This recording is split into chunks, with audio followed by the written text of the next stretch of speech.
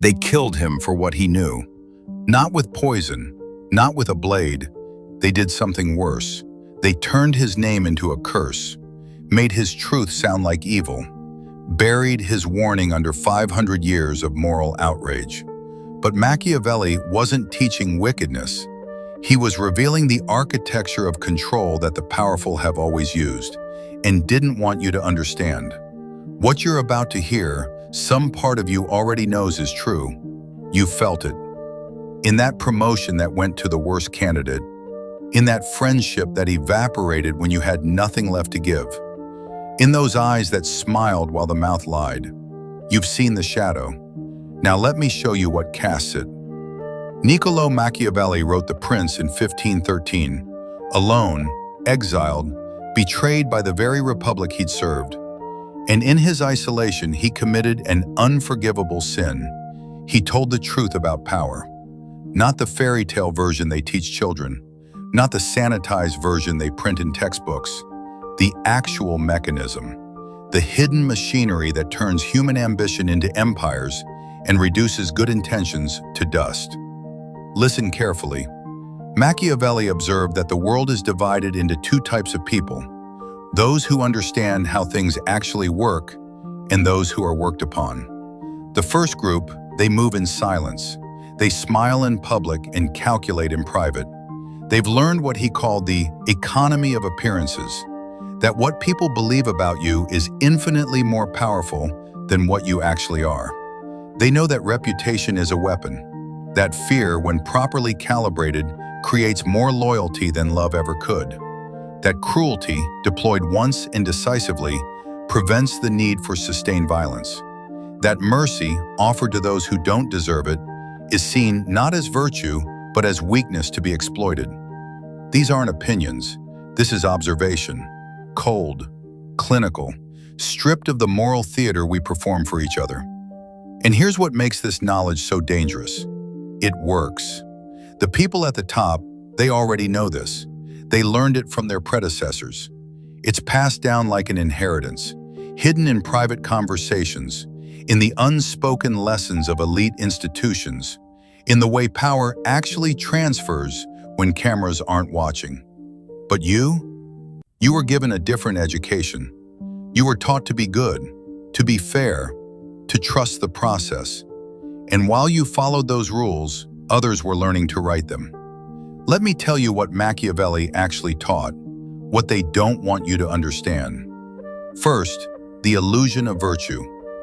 Machiavelli warned that appearing virtuous is essential, but being virtuous is often fatal. Why? Because virtue is predictable. Honest people can be cornered. Kind people can be exploited. Loyal people can be abandoned once they're no longer useful.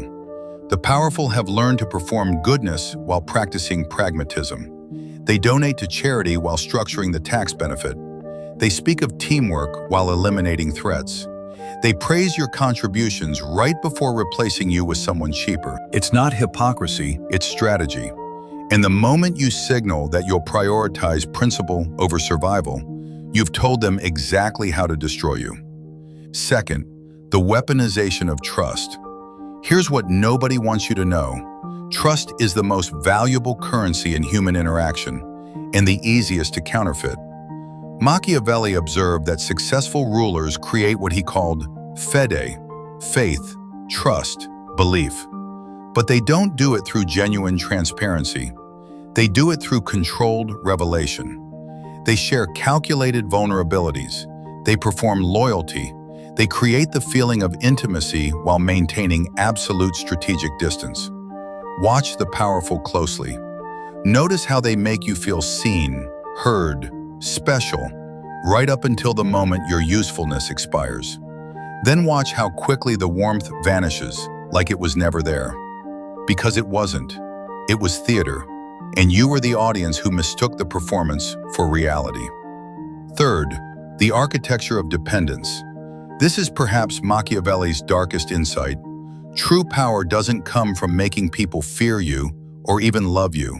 It comes from making them need you.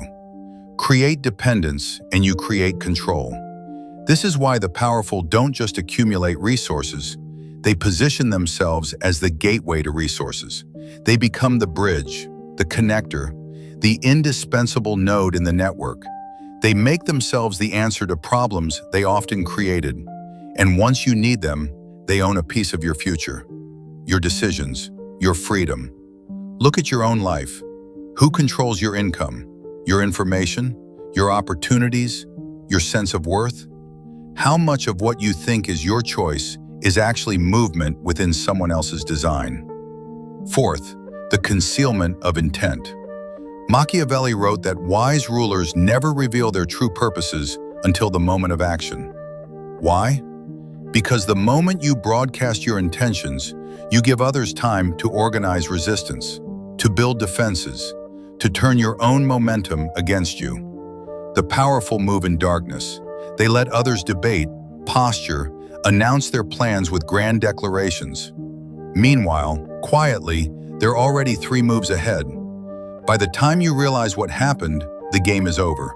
They smile and ask for your input after they've already made the decision. They create committees and feedback sessions that exist only to manufacture the illusion of participation.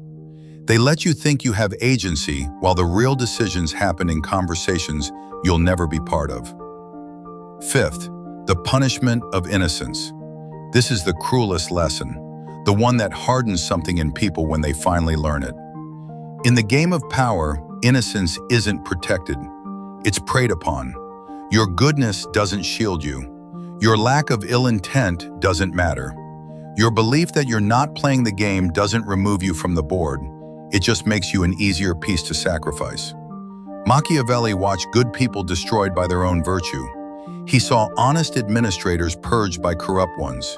He witnessed kind leaders overthrown by ruthless subordinates. And he realized, the system doesn't reward the best. It rewards the best at the system. The people who understand that every interaction is a negotiation, that every conversation has subtext, that every smile might be a mask, that every alliance is temporary, that everyone is asking themselves, what can this person do for me? This doesn't make humans evil, it makes them human. Operating in a world where resources are finite, positions are scarce, and survival requires competing. But it means your innocence, your assumption of good faith, your expectation of fairness. These are luxuries you cannot afford if you want to understand what's actually happening around you. Now here's where it gets truly dark. Everything I've just described, the people who already have power don't just practice these principles. They actively prevent you from learning them. Think about it. Why is Machiavellian an insult? Why is ambition treated as suspicious? Why are you taught that noticing power dynamics makes you cynical, paranoid, negative? Because awareness is dangerous. A population that understands manipulation cannot be easily manipulated. A workforce that recognizes strategic exploitation starts demanding different terms. A society that sees through performances of care from institutions that don't care stops granting them legitimacy. So they built an entire moral framework designed to keep you compliant. Don't be political.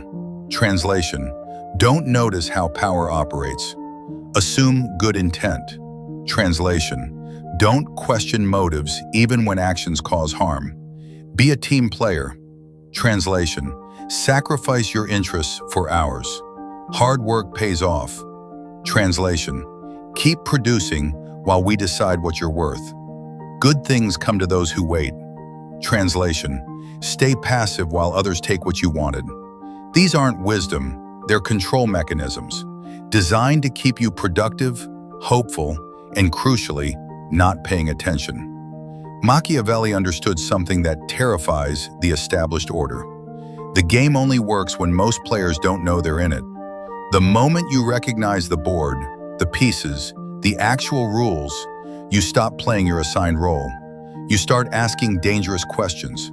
Why am I working this hard for this little? Why does my loyalty flow up but not down? Why are my needs negotiable while theirs are requirements? Why am I blamed for outcomes I can't control while they're rewarded for my results? Why is my honesty expected while theirs is optional? You become ungovernable. Not rebellious, that's easy to contain, but ungovernable, because you see the strings. And once you see them, they can't make you dance the same way. This is why they killed Machiavelli's legacy. Not the man, he died poor and forgotten, but his truth. They've spent 5 centuries convincing you that understanding power makes you immoral, when the reality is the opposite. Understanding power is the only way to protect yourself from those who wield it without conscience. But there's a layer beneath even this, something Machiavelli implied but never fully said. Something darker still. The true masters don't just understand these principles, they've transcended them. They've learned to make you feel like you're winning while you're losing, to make exploitation feel like opportunity, to make your cage feel like freedom. They've mastered what I call the weaponization of your own values. They know what you care about, what you believe in, what you'll sacrifice for, and they use it.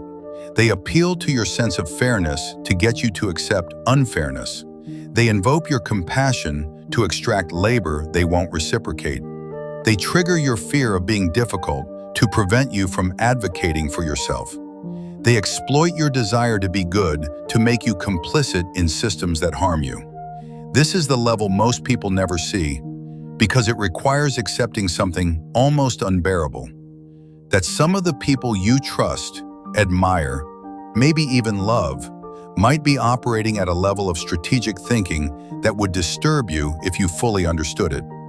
That mentor who always has advice, they might be shaping you into someone useful to them.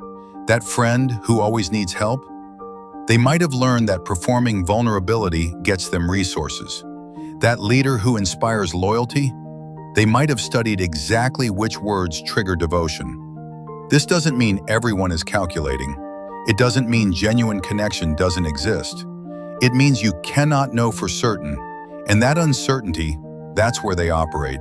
In the space between your hope that people are good and your fear that they might not be. Machiavelli's final, unspoken warning: the most dangerous predators are the ones you never see as predators. The ones who've learned to hide their natures so completely that questioning them feels like your own moral failing. They've weaponized your goodness against you, made your conscience their accomplice, turned your doubt inward where it eats at your certainty instead of their facade. And by the time you realize what happened, they're already gone, moved on to the next person who hasn't learned to see. So what do you do with this knowledge? This is where most people make a fatal error.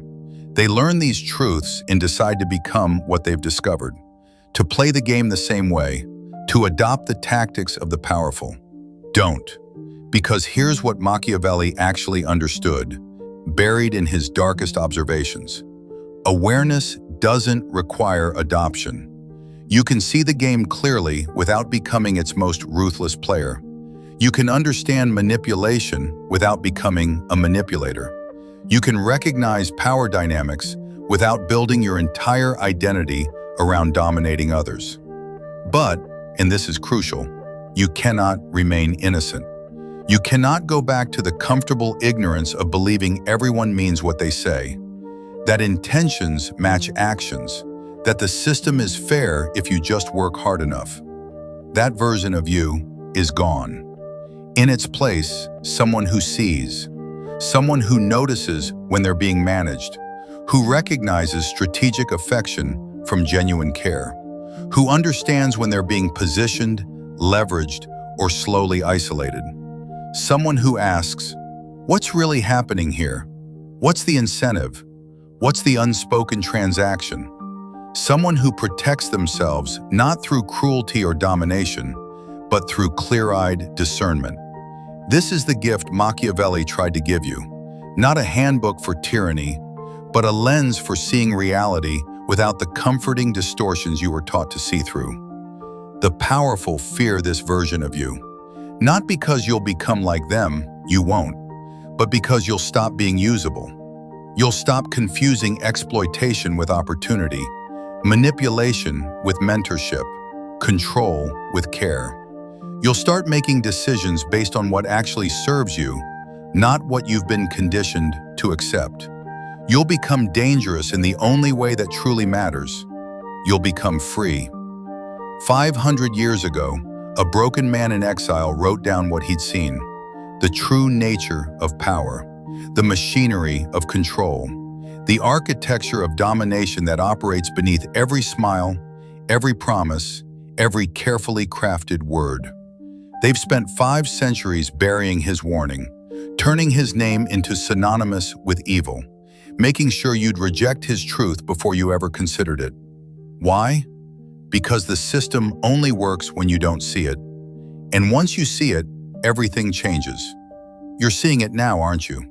In the back of your mind, memories recontextualizing, patterns emerging, moments that never quite made sense, suddenly crystallizing into terrible clarity.